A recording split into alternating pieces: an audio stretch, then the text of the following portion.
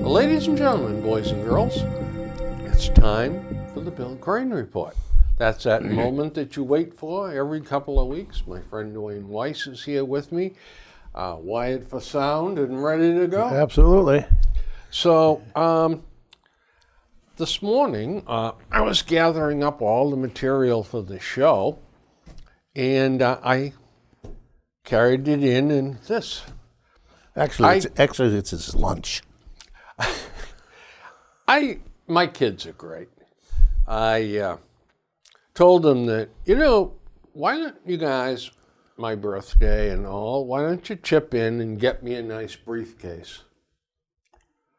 And this is it. Well, not the bag? The bag. Oh, It works. Yeah. I usually get briefcases like that until the handle breaks off on them. Those tabs come off.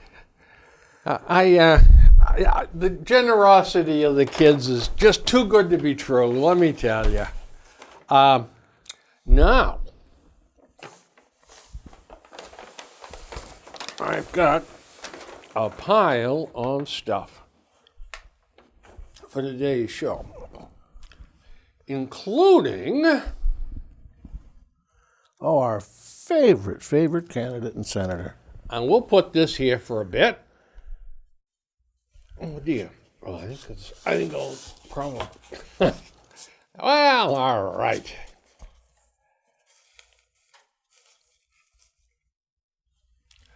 We'll put the senator there for a bit. Sorry we didn't warn you in advance. Yeah. So here's the deal, folks. Have you seen the senator? Because she's missing. She's the senior senator from Massachusetts.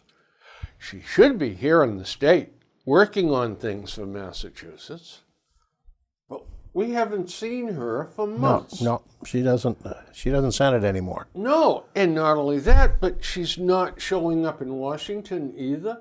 She has not participated in a vote for the last something like 45 votes down there. Oh, yeah. She's been missing. And all her campaign efforts, apparently, today's paper, she's in a tailspin. I have that newspaper Good. here. Yep.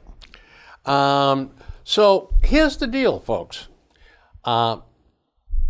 If you happen to see Senator Warren, report to this show, and we're offering a 13-cent reward for anybody that can find her. Tax-free. We'll pay the tax. That's it.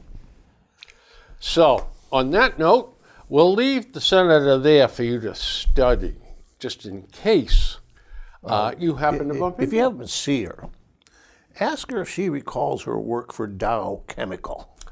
Dow Comical.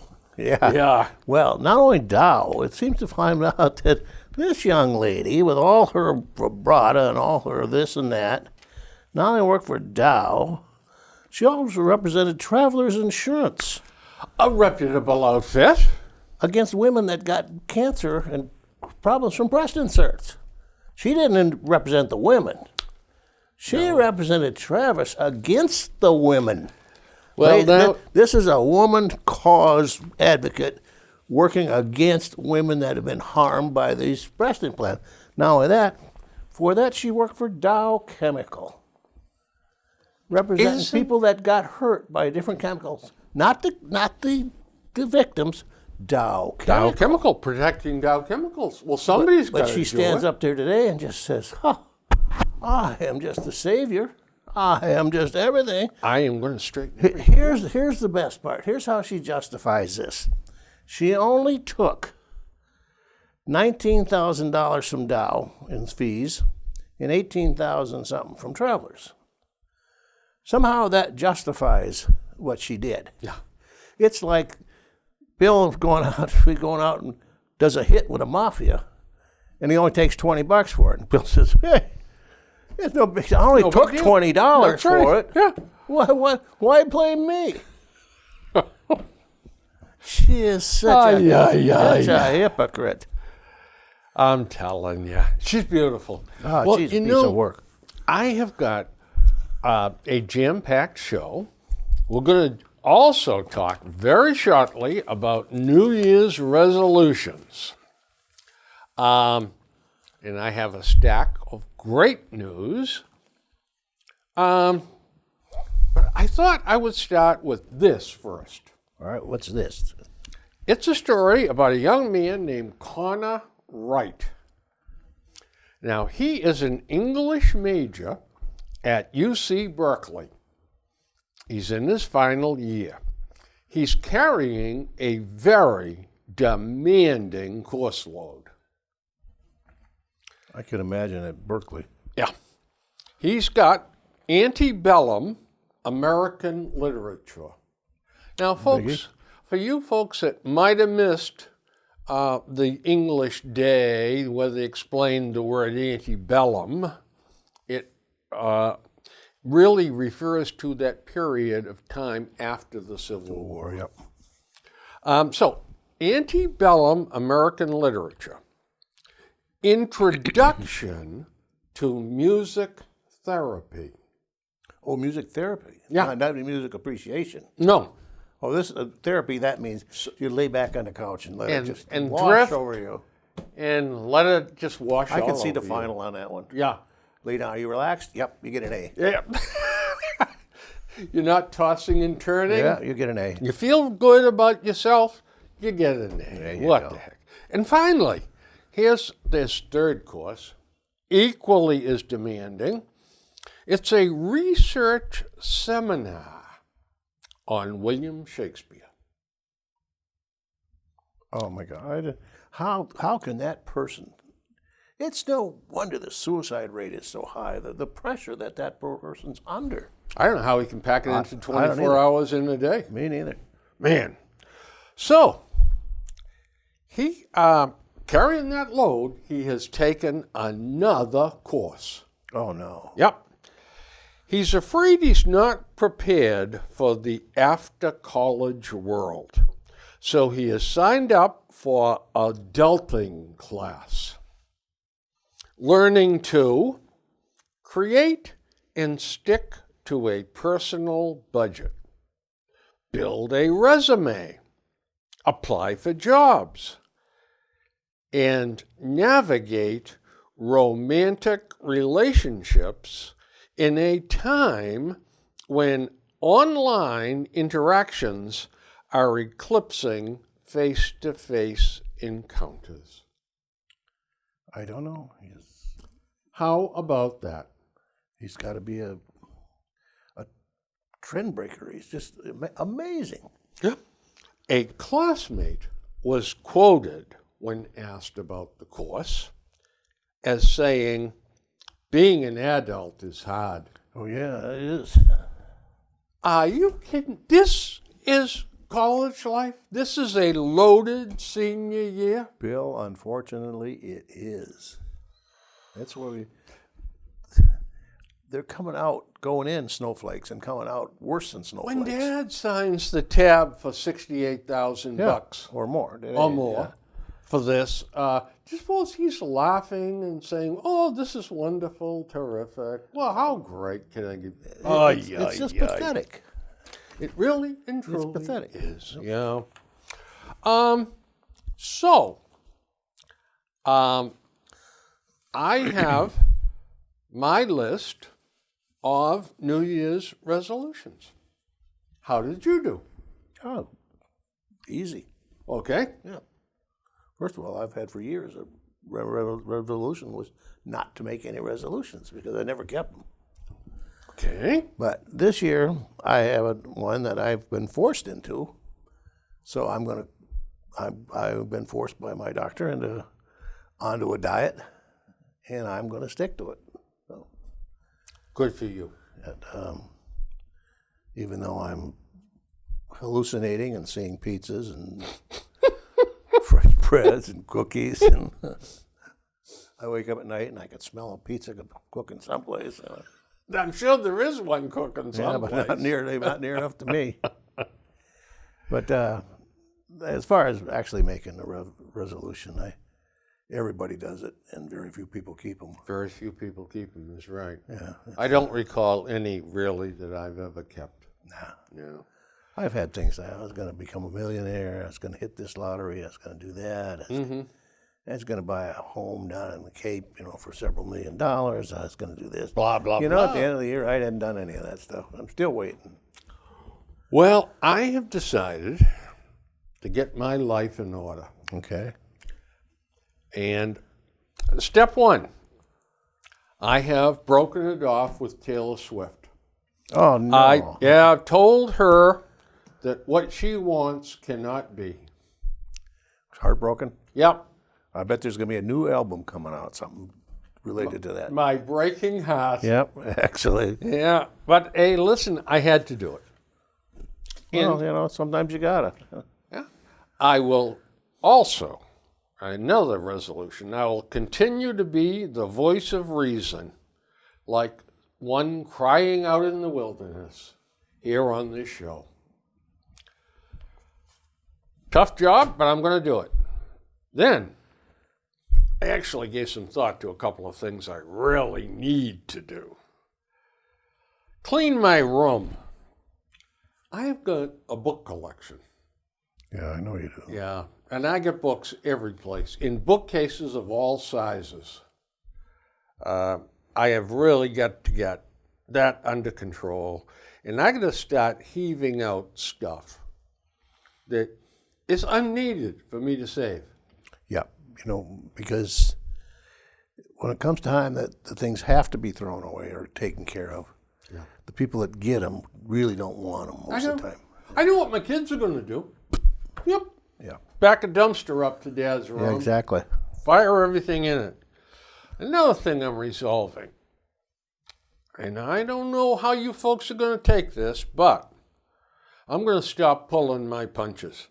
I'm going to express myself clearly and stridently without worrying about offending anyone. That's going to be amazing. That is. Taking the bull by the horns. Get ready for this, folks. It's going to be world-changing. That's it. I'm going to try watching something on TV besides sports and Fox Financial. Okay. So I don't know. I'm going to try to become cultured. You're going to have to get one of them magic controller things that can change channels now. Yeah. Oh, yeah. I'm going to start wearing my Keep America Great hat again. And the heck with anyone who is offended. So if you see it and you have to run off and go boo-hoo, then tough. That's right. the way it's going to be. And if he's Grow up. If he's carrying a baseball bat, he's not going to play ball, so be careful. Yeah. I'm also going to never trust a Democrat again. I mean, look at their body of work. Hatred of the president, hatred of our country, hatred of the police, hatred of the military. They want to seize individual wealth in the name of wealth redistribution. As long as it's not theirs. Yeah, exactly. Yeah, the threshold always got higher and higher. Yeah. In other words, they want to punish success. Yep. So just take it all, I wish they ever do decide to do that. I wish they'd start with the entertainment industry and take all their ill-gotten gains. All those super liberal Democrats in Hollywood that are worth howl. hundreds and hundreds of millions of dollars would be howling like hell if they actually came for it. Yeah. By the way, speaking of that type of person, whatever his name is, Epstein, Oh, yeah. looks like he's going to walk. I saw something in the paper yesterday about that. He's paying off the women that he did things with, and I guess $25 million. I think there's 21 of them in the collective suit. And all the charges are going to be dropped, and that's going to be the end of it for that bozo. And he's setting up something where he can't touch the other assets that he's got. Right. So he's going to walk away still a multi-millionaire. Yep. And on a very serious note, I'm going to be turning 80 this year. I really and truly have got to reassess my mortality and focus more clearly on what comes next and prepare for the same. And not just rearranging my books and all that, but my wishes for the kids and what I want to pass on to them. And well, I think it's time to really start thinking about that. Mm-hmm. So, those are my resolutions. I think that all of us, when you're a couple of years older than I am, but even if I contemplate mortality. Yeah. Like I used to never think about that kind of stuff, but I'm thinking, know. you know, geez, what's that little twinge now, you know? Yeah. And there's a theory called "don't buy green bananas." You know, you might not be alive enough to eat them if they turn I'm yellow. glad you've told me that. I just bought a bunch of green ones. Oh, you got a lot of money, I'll tell you that. Well, I was my wife asked me to get some bananas, and I noticed as I was leaving there was 3 or 4 yellow ones, and I said, I'll surprise her by doing something smart and getting green ones. So That's the trouble with that. We buy bananas, and then they look beautiful in the store. They're all bright yellow. Yep. Well, in a couple of days, they start getting that's it. They turn brown. turn brown already. The Yeah. liver spots on them, and oh boy. Now I also gave some thought to some discussions that we also need to have here on the show, and I think it's time that perhaps I cooked up some stuff that an important subject for each show to start off with. For instance, and this is in no particular order, folks, but the inequality of wealth is real in this country, and it's got to be addressed, but not by stealing it from the already successful and sprinkling it all over everybody else. But we really should have an economy or a country where everyone has a chance to succeed. If you work hard, you got to be lucky too. But if you work hard, you can be successful. And if you're willing to pay the price, when you're young, working a couple of jobs and doing some investing and maybe starting your own little company. This is the greatest country in the world for that sort of thing. And that's how we should be building wealth up, empowering people, educating people, and there's nothing wrong with trade schools either.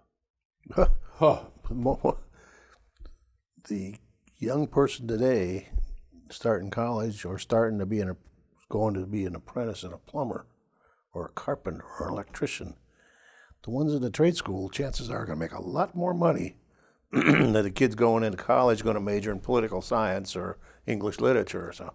You're absolutely right. And you know, now if you call a plumber and say, I got a clogged toilet or something. All right, I'll be over this afternoon, 4 o'clock.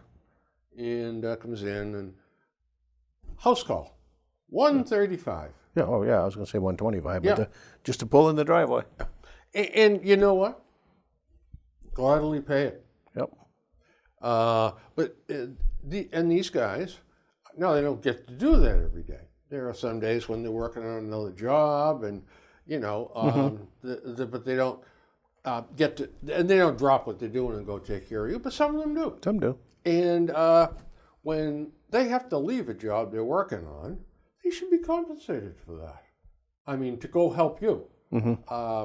If it sets them back on that other job, well, I mean, they have sacrificed something to come take care of you. I don't mind paying it. It's and the same thing with the electricians. Heck, I can't do anything with electricity. Wouldn't dare touch it. And I have a young man that's a licensed electrician, friend of one of my boys, and he always comes to the house and very cheerful and helpful, and I got to force money on him, but he's doing very well. Good. So I think we need to talk about that. Number two, the climate. Well, look, we need to have an honest, calm discussion by adults and not screaming teenagers and nutcake professors. It needs to be totally adults, real people. We need to clean up the ocean. We need to lower the stuff that goes up the pipes, up the chimneys in this country. And we got to work on recycling 100% of what we make. You know, and if we can accomplish those things, it's a huge step forward. Now, this business,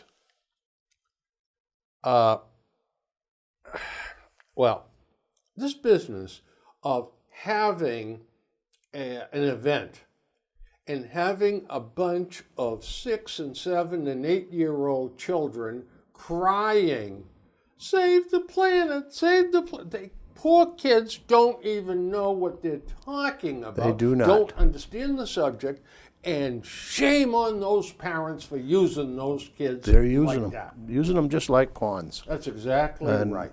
And I don't know who the devil they think they're fooling. I suppose there's people that feel sorry for the little kiddies. To a certain extent, it's the same thing with these, I call them kids, they're students, high school students, will leave class to go for a climate demonstration. But it's always during the week when should be in school. Of course the kids are going to leave. We got a free day. That's right. Well, let's have this on Saturday. Let's have this on Sunday. Well, now that's my time. Let's see how many show up then.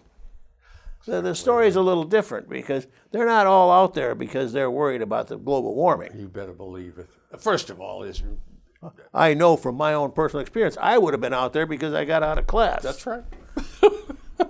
That's right. The truth is, in this country, that we are exceeding the expectations of the Paris Accord with what we're accomplishing. All right? Now, you will never, ever hear AOC and her gang saying that. But we are meeting emission standards above and beyond. The other countries have not even begun to think of. Oh, there's a handful of Europeans that have, but I'm talking about China. I'm talking about India. Malaysia. I mean, all these major manufacturing countries are spewing this stuff straight up or into the ocean. Yeah, they're not even taking rudimentary measures. They're just like they were 40, 50 years ago. Just throw it up the smokestack or dump it in the river. Dump the chemicals in the river. They don't care. They just... That's right. And they're not going to spoil their economy by changing over to a totally different way of handling pollutants. They're not going to do it. And these, I don't know how to call them.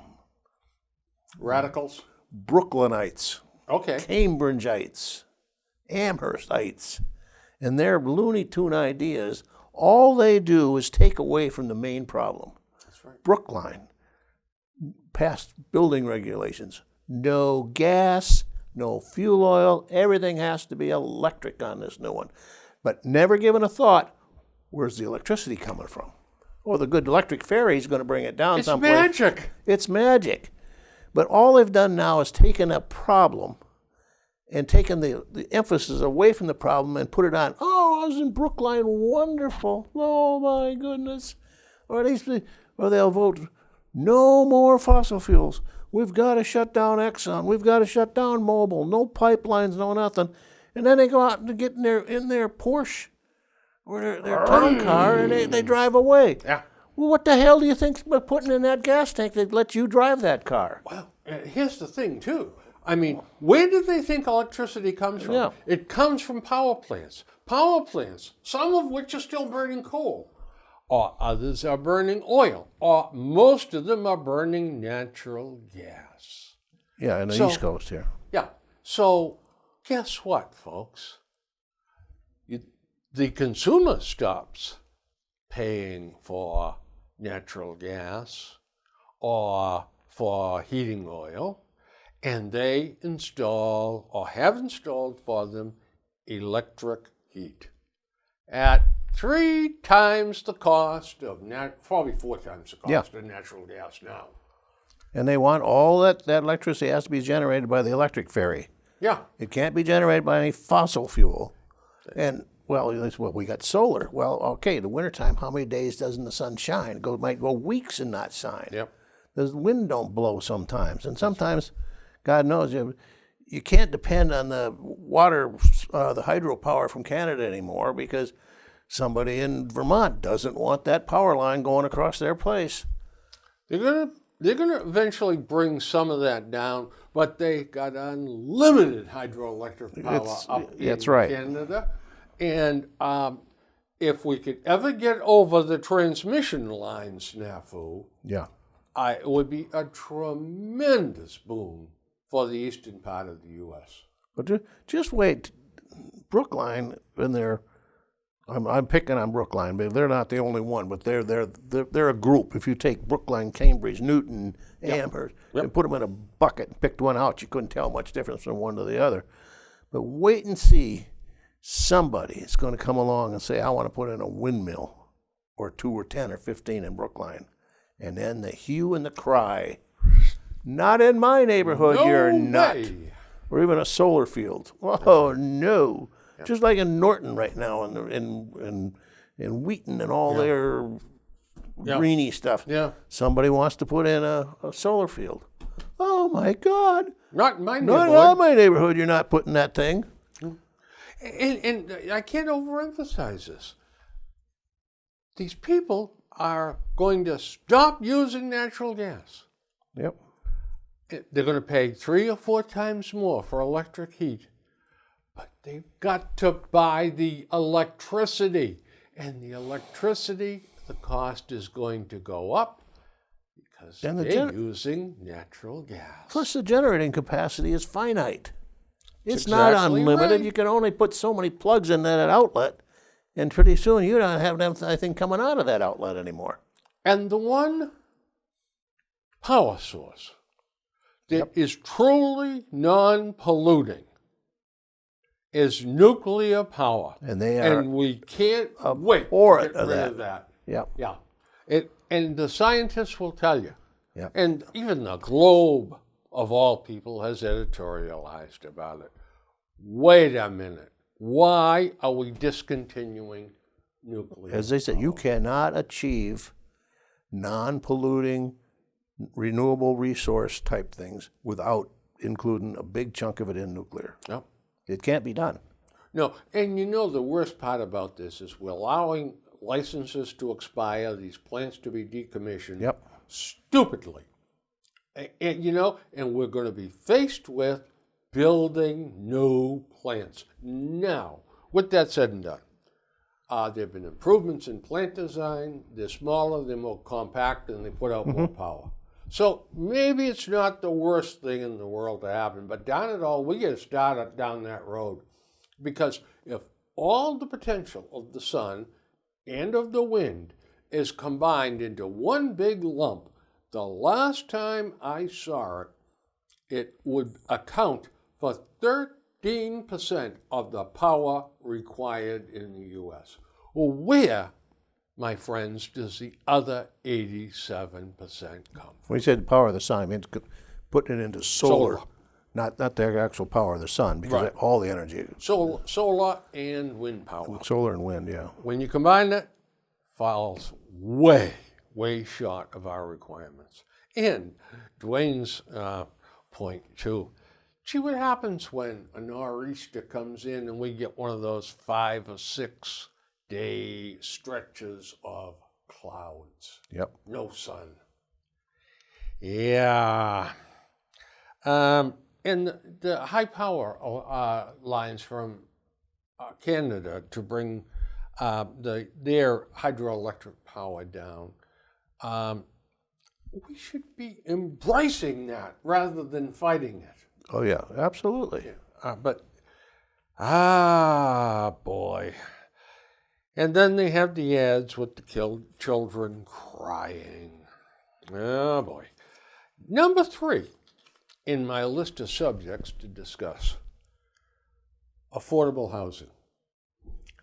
We have a crisis in this country. Yeah, we do. Now we More so here than in other parts of the country. That's right. Yeah. Now, I think it was Monday that the numbers came out for last month or the month before. It's not important. The average price of a house in Massachusetts went from $400,000 in 1 month to $407,000. Yep. That's the average price of a house that was sold in Massachusetts. Now, folks, let's reflect on something just for the heck of it. So you got a youngster, 25, 26, 27, going out into the world, female or male, doesn't matter. Where the devil do they live? I tell you where they're living now. They're going to stay home with mom and dad for as long as they can.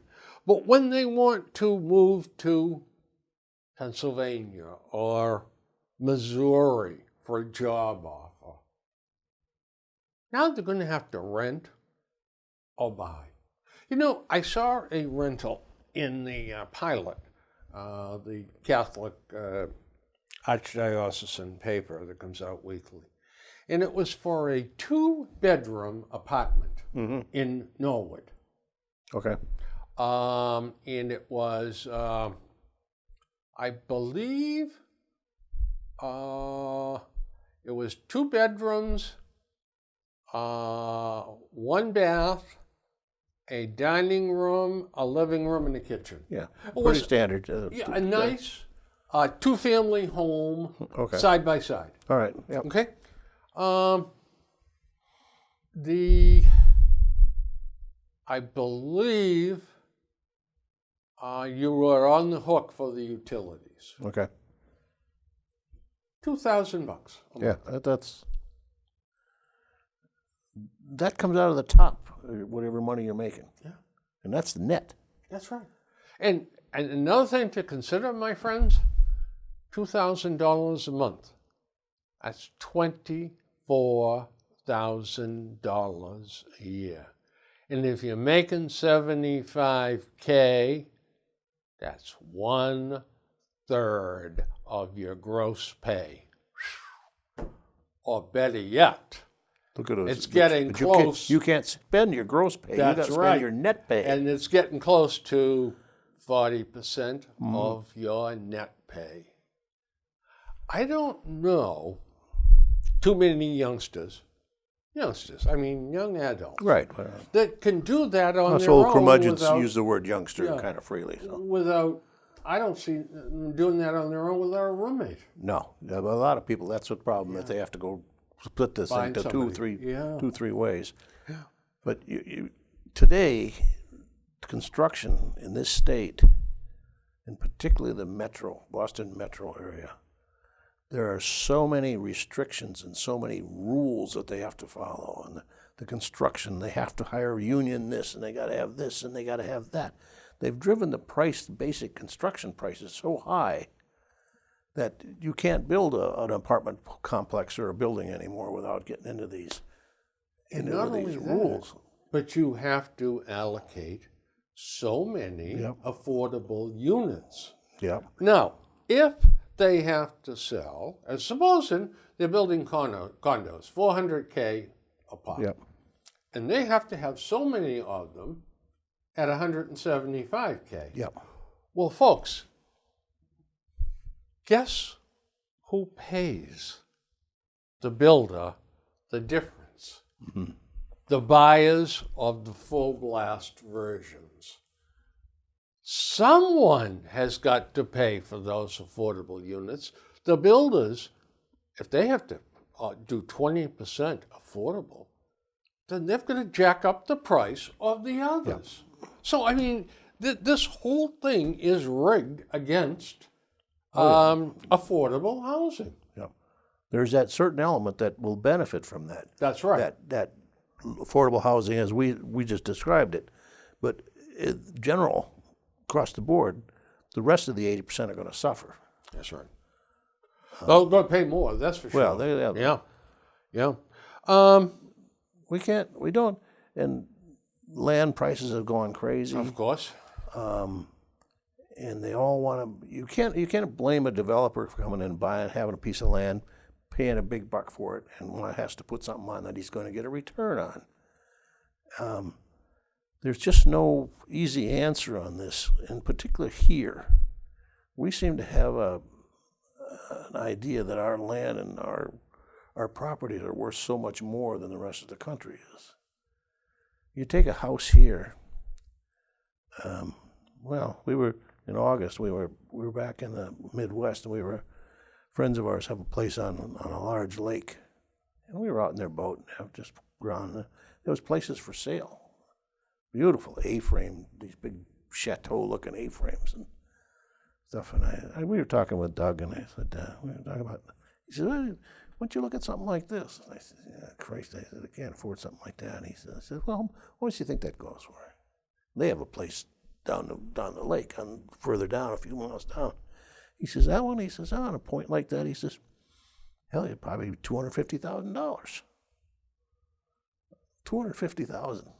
I said, it's probably 3/4 of an acre lot, Triple waterfront, around here. waterfront, beautiful A-frame, big, probably 3,300 square feet. I said, you couldn't touch that for $750 or maybe $1 million. Oh, and if we were looking at laying down in Chatham or something like that, it'd be $2 million. That's right. Yeah. No, it's incredible. Probably the solution is something like cluster zoning. Yeah. Putting the units in, cookie cutter units in, densely around, but then you run into another problem, and that is the ability of the ground to take care of septic systems and all of that sort of thing. So now you're probably looking at municipal sewerage.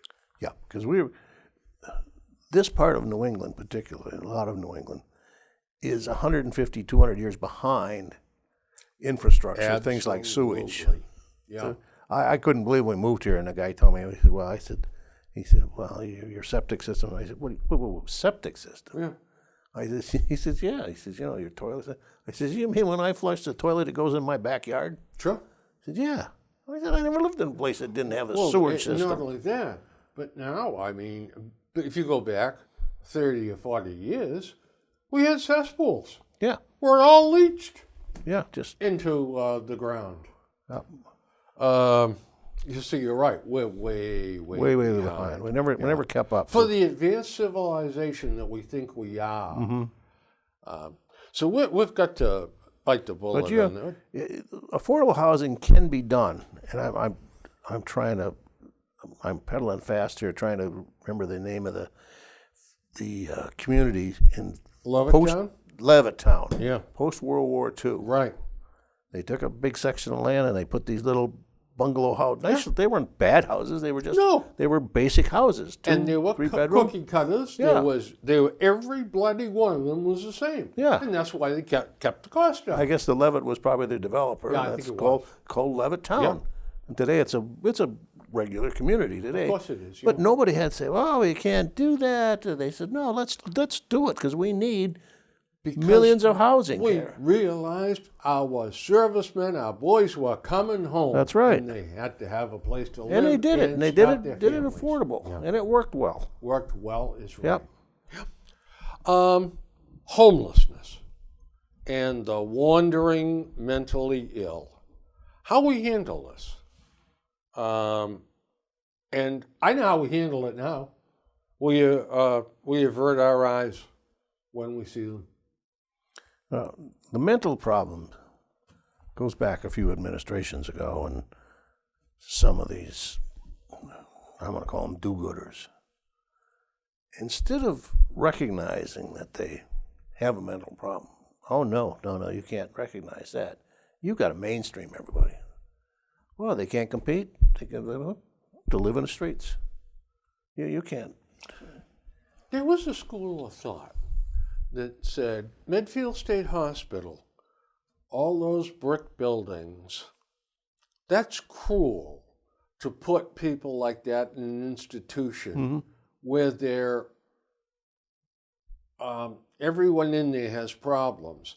Instead, put them in the community and they will prosper because the community will take care of them too, and they'll have opportunities instead of being under lock and key. Well, we've seen how that worked. That didn't work. It didn't work. It was a horrible, terrible, cruel thing to do to those people. Even in schools, you get little Johnny, he's, I don't know, autistic or ADD, ADHD or whatever it is. Instead of saying, all right, we have a special education program for you.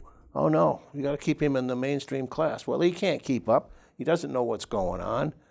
He gets shuffled through. He gets out of school. He doesn't know left from right. That's not fair to that kid. And while he's in that class, he's frustrated. Yep. And he acts out. He's disruptive. Yep. And all the other kids in the class that are trying to learn are distracted by it. Yeah, I brought down It is a bad deal. Yeah. I asked a teacher once, a long time ago, when this first was happening, and she said, well, Bill, if they were in separate classrooms where specialized teachers could work with them, they'd be miles ahead. Mm-hmm. But when they're put in the classroom with all the other kids, I have to spend 60 or 70% of my time trying to work with them while the other kids sit there and heaven only knows what. Oh, yeah. I put an assignment on the board and they do it. Yeah. And I try to go over here and work with. It is a compromise. I don't know. Maybe it was an idea that we had to try, but it didn't work. Didn't work. So what do? Do you keep riding that horse or do you get off and get another horse? You can't keep riding it because there's you're just going to go off the cliff at some point. And it's just going to everything's going to total collapse on you. That's exactly right. So at some point you got to bite the bullet and say, no, this didn't work. Let's stop and let's take a look let's start over here. Yeah. It's going to be painful. It's going to be disruptive. The problem in this country with education seems to be we have this idea that if we throw money at it, it'll solve all the problems. Mm-hmm. It doesn't work. No. Because we throw the money, but who follows up to see how the money is being used? Who says, whoa, wait a minute, that program's not working. We're not throwing any more money at it. Mm-hmm. We've got to do something else. But no, we throw the money at it and forget about it. Yeah, it's just like pouring water in a sieve, too. Just whatever goes in, goes out. There's no sense of accomplishment with it. We've got funds, we've got to spend them because the next funds, if we don't, we might not get as much. So we got to spend what we got and a little bit more. You know what? That's another trap we fall into. Yep. Here's a block grant from the government. Yeah. Well, if we don't spend it, next year they're going to say, well, it's $250,000 you didn't spend. So obviously you don't need it. So we'll take that out of next year's. And even local, it ends up, we pay outrageous real estate taxes from what's a large part of the parts of the country doing for what we get back at it. Now, just a few months ago, there was a thing in the paper. I don't know if you remember a couple of years ago, Mansfield had a 2.5 proposition, and they were going to eliminate music, art, sports, everything was going because they couldn't afford anything. Nothing. I mean, they would, and then all of a sudden, somehow, I guess somebody opened a desk drawer and it was full of money after the 2.5 passed. You know, But here's what, a few months ago, they packed up the Mansfield football team, took them out to Logan, flew them to Indiana to play a high school game with all the equipment, took them to show them Notre Dame and everything, brought them back, and wasn't that wonderful? Well, 2 years ago, you were total dead broke. Yeah. You had no money for, you told us no money for sports, no money for music, no money for nothing, and now you're acting like a college playing SEC exactly. conference game, flying these kids halfway across the country to play a high school football game. You know, I used to get the Walpole Times. I went to Walpole High and I worked part-time down in Walpole. Always interested in the community, and a nice little newspaper. And I followed the 2.5 override. And the override, the teachers and the parents, oh, you have got to have it. If we don't have it, we're going to eliminate music. We're going to eliminate the arts. We're going to eliminate this, that, 9 other things. Oh, and by the way, athletics are going to be curtailed too, and blah, blah, blah, blah, blah. Well, they had the election down there. It failed. Yep. All right? They voted against the 2.5 override. You And do you know what? none of those things come to Nothing fruition. happened. That never does. Nothing happened. No. They said, oh, by the way, they're going to have to lay off 40 teachers and all that. Guess what? Nobody lost their job. Oh, well, you know, folks, we figured a way around this by refinancing this and shuffle that and put this. Yep, everything's going to be fine. We don't believe you anymore. I know. That's just it. We just So, don't believe it The anymore. little boy that cried wolf, you know. And the number 5 that I got in my list, affordable health care for everybody. I really and truly believe that in the richest country on earth, that is a right and not an option. That there has got to be plans available for the people that simply can't afford other plans. And somehow or other, we've got to do that. That's about the only thing I agree with the Democrats on. But I don't want the government being the arbiter of all of this. You only got to look at the VA. Exactly. Yeah. Look no further than that, and you'll see what's Well, the problem. also, there was an article too recently about the government having this plan 10 years in. If you make your education or your loan payments for 10 years, at the end of the 10 years, we are going to cancel the rest of the obligation.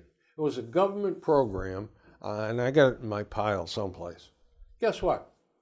The kids are now getting to the end of the 10 years. Well, the government, they never got funded. Their plan never got funded. And nope, it's not going to happen. You know, so you let the government take care of things, and then you see stuff like that. Yeah. That's ridiculous. But somehow or other, we've got to make sure that there are plans available. And you know what? There's plenty of good insurance companies out there. So you take 3 of them and you put them in a consortium and you say a low-cost basic health care program for youngsters just starting out or for poor people, you know, for those that have not been terribly successful, but they deserve to be taken care of. And it would seem to me that they could invent something that would work. Well, yeah, we could start with things like drugs, prescription drugs.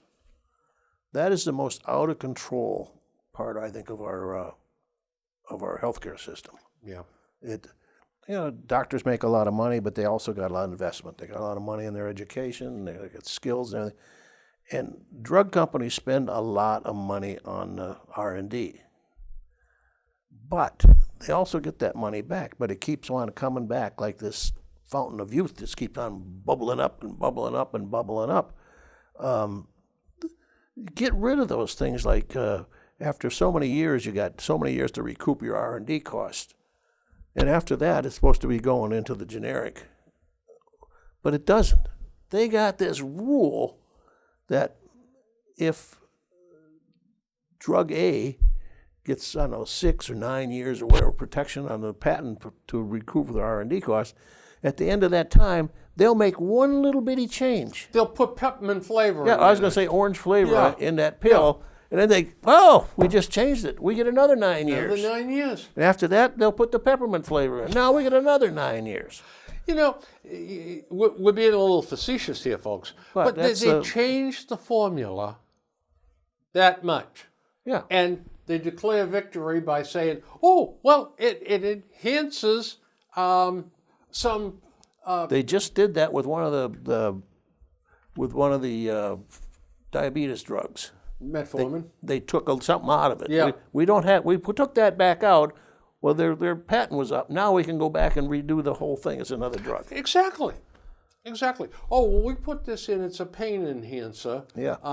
There's a, I know that sleep is important, and this is going to help you sleep, along with the diabetes medication. Number 2, get those damn drug ads off TV. First of all, they're very, very expensive to do.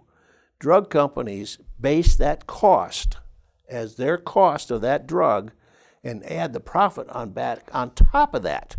So not only are you paying for the cost of that ad, you're paying for their return on investment on that ad. It's like you're getting double whammied right there.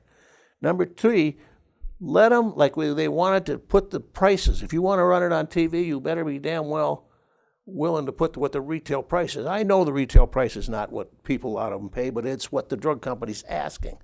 One of the regulators, they said, if you're embarrassed about your prices, change them. There's one of Excelix, one of the common ones. Yep. At the end of that ad, watch, they've still been running it. It's $3,998 a month for that treatment. Yeah. You know, where the drug companies, if you can't afford this drug, contact AstraZeneca, and we perhaps can help. Well, let me tell you something. How about the cost of these ads on TV? Yeah. All right? That's got nothing to do with developing the drug. Nothing. All right? Nothing at all. Nothing to do with the research. All these clinical trials. It is pure advertising. And they are spending millions There of is dollars. no reason that drug should be so much different when it crosses over the border into Canada. Yeah. Particularly was made someplace like in Houston or Austin, Texas. It gets to Canada, it's a third the price or a fourth the price. I know. It gets to Europe, it's a tenth of the price. Yeah. It really and truly, there's so many things to do with healthcare. But one of the things that amazes me about healthcare, in his first administration, Barack Obama, along with a cast of thousands, developed Obamacare. Yep. Now, no one knew what Obamacare was. Yeah. No one understood what Obamacare was. But Nancy Pelosi went on TV, went public, and said, well, it's the week, they were given this like on a Friday, and this 2,500 pages, Yeah. and they were going to vote on it on Monday. And nobody knew what was in it. Nobody knew what was in it. But Nancy Pelosi went on TV with a little smile and said, well, we've got to pass this so we can see what's in it. Yeah. If that it wasn't the most insidiously absurd statement a politician Stupid. has ever Yeah. made. Well, guess what? They passed Obamacare by one vote. Mm-hmm. One vote. And guess what? The Democrats are running from Obamacare. They are backpedaling as fast as the law allows. Yep. And this is his heritage piece that he's going to be remembered for. And they are trying so desperately to dump it with Medicare for All. Mm-hmm. What's that tell you about Obamacare? Oh, It's a stinkeroo. oh yeah. A nose yanker. Absolutely. Yeah, but yet it was stuffed down our throats by the Democrats, and there's others too, but let's put it this way. It was stuffed down our throats by the politicians we send to Washington. Great stuff. Fortunately, the couple deplorables like Bill and I, Yeah. we were old enough to escape that. Folks, I just got the signal that we have worn out our welcome for this show. But never fear, we shall return. They're showing us the door. That's it. So, folks, good night. Stay warm.